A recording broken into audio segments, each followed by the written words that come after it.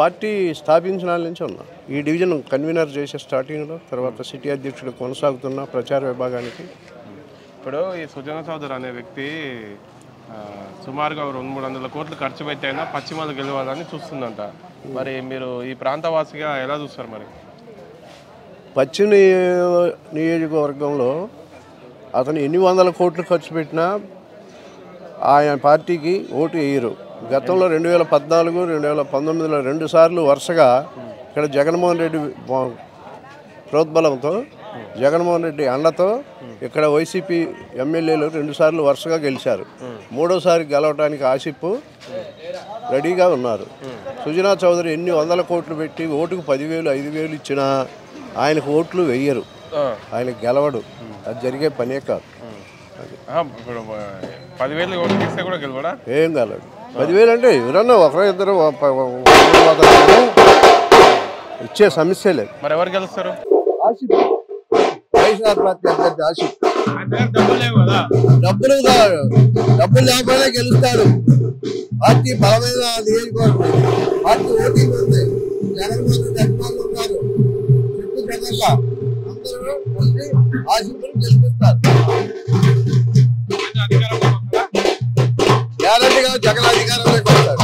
Manifesto మీరు చూస్తే ఏదైతే ఆయన మీకు చెప్పే ముందు కూడా మీరు అందరు గమనిస్తే టీవీ ముందు కూడా మేనిఫెస్టో గురించి జనరల్గా ఏంటంటే చంద్రబాబు నాయుడు లాగా 6 పథకాలు 7 పథకాలు అని చెప్పేసి వదిలేయటం కాదు. మీరు చూస్తే ఆయన క్లియర్గా ఎక్స్ప్లెయిన్ చేశాడు.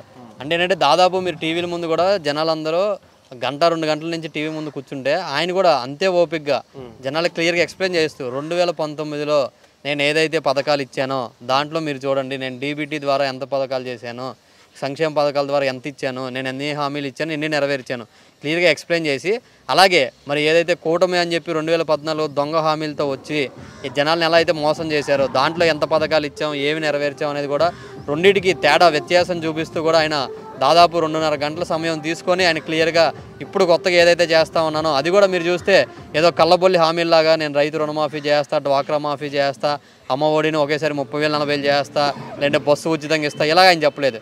ఏదైతే నేను చేయగలను, నేను ఏదైతే జనాలు మోసం చేయకుండా నేను ఏదైతే చేయగలను అనుకున్నాడో అదే కేవలం చెప్పి చూపించారు. జనాలు కూడా ఒకటే అనుకుంటున్నారు, ఏదైతే ఏదో ఒకటి చెప్పేసి మనల్ని మోసం చేసేసి ఏదైతే కూటమి వచ్చారో అలా అయితే రావట్లేదు. క్లియర్గా ఆయన బడ్జెట్ చూసుకుంటున్నాడు, ఎంత బడ్జెట్ ఉంది, మనం జనాలకు ఎంత కేటాయించగలం, విద్యార్థులకు ఎంత ఇవ్వగలం, వృద్ధులకు ఎంత ఇవ్వగలం, అలాగే బీసీ, ఎస్సీ, ఎస్టీ సంక్షేమ నిధులకు ఎంత ఇవ్వగలం, మొత్తం ఆయన క్లియర్గా బడ్జెట్తో పాటు లెక్కలేసుకొని ఈ సంక్షేమ పథకాల గురించి కొత్త మేనిఫెస్టో నవరత్నాలు ప్లస్ అనే విధంగా చెప్పారు.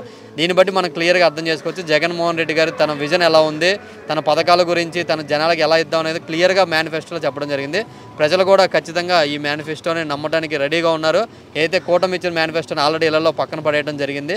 కొత్తగా ఇచ్చే నవరత్నాలు ప్లస్ పాంప్లెట్ల కోసం జనాలు ఎగబడతా దాంట్లో ఏమున్నాయి అన్నీ తెలుసుకోవడం కూడా మాకు అంత ఆనందంగా ఉంది. ఇప్పుడు మేనిఫెస్టో రిలీజ్ కాకమంటే ముందు ఎలా ఉన్నది, రిలీజ్ చేసిన తర్వాత ఎలా ఉంది ప్రజల్లో? మేనిఫెస్టో రిలీజ్ చేయకముందు ఏంటంటే చాలా ఆతృతగా ఉన్నారనమాట. అంటే ఏమి ఇస్తారు, చంద్రబాబు నాయుడు ఆల్రెడీ 6 హామీలు అని చెప్తున్నాడు, ఈ 6, 7 అని చెప్పి జగన్మోహన్ రెడ్డి గారు కూడా ఆల్రెడీ సభల్లో చెప్తా ఉన్నారనమాట.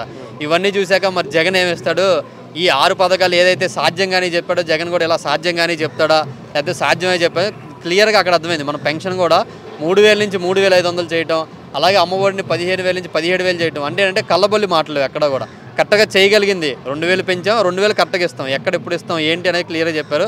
సో జనాలు కూడా ఏంటంటే మేనిఫెస్టో చెప్పాక ఖచ్చితంగా ఇది నెరవేర్చే మేనిఫెస్టో కాబట్టి ఇంకా జనం మద్దతు జగన్కి ఇంకా పెరిగింది. దానికి నిదర్శనమే నిన్న జరిగిన 3 సభల్లో కూడా మనం చూస్తే ఎక్కడ కూడా బస్సు యాత్ర కన్నా మించి జనం వస్తున్నారంటే ఆటోమేటిక్గా జనాలకు అర్థమైపోయింది నెక్స్ట్ సీఎం ఎవరనేది. దీన్ని బట్టి మనం అర్థం చేసుకోవచ్చు మేనిఫెస్టో ఏ విధంగా జనాల్లోకి వెళ్తుందని. చేయలేరు కాబట్టి చేయలేనని చెప్పేశాడు. వాళ్ళకి అబద్ధం చెప్పిన మనస్తత్వం కాదు అయింది.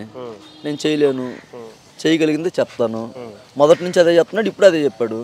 ఆ రోజు 2014లో అధికారం కోసం ఒక్క అబద్ధం చెప్పలేకపోయారు. ఆ ఒక్క మాట అబద్ధం చెప్పుంటే ఆ రోజు 2014లో జగన్మోహన్ రెడ్డి సీఎం అయ్యేవాడు.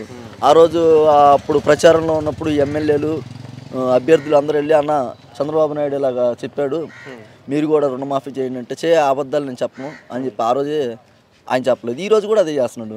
మన రాష్ట్ర బడ్జెట్ ఏంటి, పొజిషన్ ఏంటి, దాన్ని బట్టి చూసుకొని బేరేజ్ చేసుకొని ఏది ఇస్తే బాగుంటుంది, ఎలా ఉంటే బాగుంటుంది అనేది చూసి దాన్ని బట్టి చేశారు. ఎలా ఉంది మరి మొన్న రిలీజ్ చేసి సరే రుణమాఫీ పక్కకు పెడితే మేనిఫెస్టో ఎలా ఉంది? మేనిఫెస్టో అంటే మీరు ఒకటే గుర్తుపెట్టుకోవాలి, జగన్మోహన్ రెడ్డి గారు చెప్పినట్టుగా మేనిఫెస్టో అని ఒక బైబుల్ లాగా, ఒక భగవద్గీత లాగా, ఒక ఖురాన్ లాగా చూసే రాజకీయ నాయకుడు ఎవరు ఉన్నారంటే దేశ చరిత్రలో మొట్టమొదటి అతను జగన్మోహన్ రెడ్డి గారు. ఎందుకు చెప్తున్నారు కదా, ఎవరైనా సరే ఇప్పుడు మన ఆంధ్రప్రదేశ్లో చూసుకుందాం, తెలుగుదేశం పార్టీ ఉంది.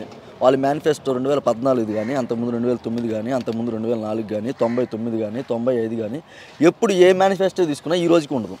ఎందుకంటే వాళ్ళు జస్ట్ ఎలక్షన్కి ఏదో ఓ పుస్తకం కొట్టిస్తారు, నచ్చినన్ని రాసుకుంటారు, 600-700 హామీలు రాసుకుంటారు, ఆ తర్వాత తీసేస్తారు. అలా కాకుండా జగన్మోహన్ రెడ్డి గారు ఏం చేశారంటే సెక్రటరియేట్లో వెళ్తుంటే ప్రతిదీ కనపడాలని చెప్పి ప్రతి గోడకి ఈయన చెప్పిన నవరత్నాల పథకాలు 2019లో ఆయన గెలిచిన తర్వాత ప్రతి ఆఫీస్లో సెక్రటరియేట్కి వెళ్తే మీకు అర్థమవుతుంది, గోడ మీద పెట్టుకుని ఇది చేయాలి అని చెప్పి నిరంతరం అది ఒక దైవ గ్రంథంలో భావించి అన్ని 99% ఇంప్లిమెంట్ చేశారు. 100% చేయాలి అంటే ఎవరి వల్ల కాదు, అది ఎక్కడా జరిగే పని కాదు. అది ఆయన చేయలేపారు. 1-2 ఏదో చిన్న మిస్టేక్ జరిగినాయి. జగన్ గారు ఒప్పుకున్నారు 99% జరిగింది. ఆ నిజాయితీ ఉండాలి కదా. రుణమాఫీ ఎందుకు చెప్పలేకపోయారంటే దానికి చెప్తున్నాను. రుణమాఫీ ఎందుకు చేయలేకపోయారంటే ఆయన చేయలేడు, చెప్పలేదు, అబద్ధాలు చెప్పడం. మేనిఫెస్టో రిలీజ్ చేసిన తర్వాత ఇంకా వైసీపీ శ్రేణులు ఎలా ఉందంటారు? అంటే ఇంకా నో డౌట్ అంటారా? మీరు ఐపీఎల్ జరుగుతుంది ఇప్పుడు, ఐపీఎల్ కూడా చూడలేదు అలాగ జనాలు. టీవీలకు అతుక్కుపోయి జగన్ మేనిఫెస్టోని చూశారు. అవునా కదా? చూసారు, సోషల్ మీడియాలో చూస్తున్నారు కదా. ముసలోళ్ళు, చిన్నోళ్ళు, పెద్దోళ్ళు ప్రతి ఒక్కళ్ళు కూడా అదే పనిగా మేనిఫెస్టో కోసం టీవీలకు అతుక్కుపోయారు. ఎన్ని పనులు ఉన్నామో అనుకోండి, అంత ఇదిగా జనాలు వెయిట్ చేశారు. కానీ జనాలు అందరూ ఒకట్లే, అబద్ధాలు చెప్పలేదు, చేసేది చెప్తున్నాడు అనుకున్నారు. పక్క పార్టీ వాళ్ళు ఇచ్చేస్తాను, రేవంత్ రెడ్డి చెప్పినట్టుగా ఉచిత బస్సు 6 హామీలు 100 రోజుల్లో చేస్తూ ఉన్నారు. ఏం చేశారు?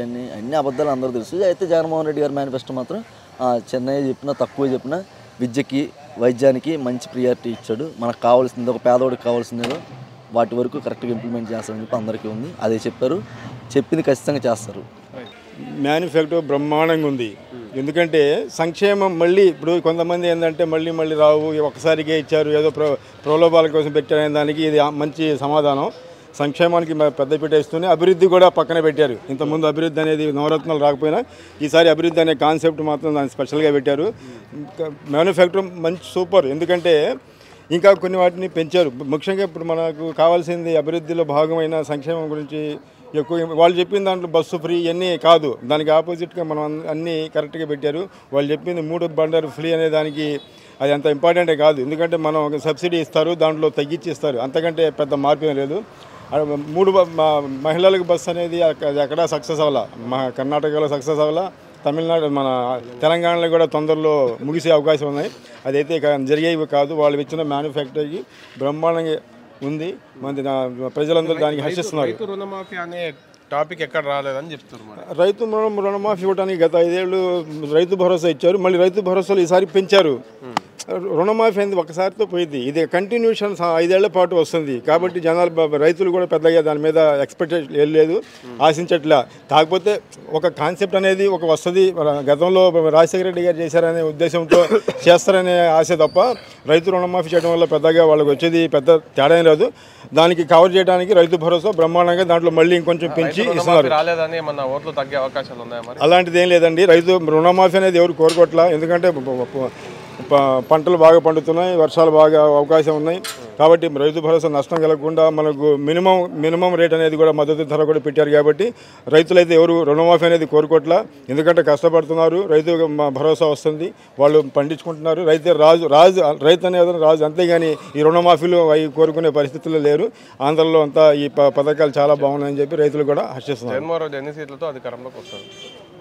వైనాట్ 175 దాంట్లో డౌట్ లేదు. ఎందుకంటే జగన్మోహన్ రెడ్డి గారు మొదటి నుంచి చెప్తున్నారు వైనాట్ 175 100% వస్తుంది. తప్పకుండా 175 సీట్లు 150 సీట్లు గెలవటం ఖాయం. థ్యాంక్ యూ బాబాయ్.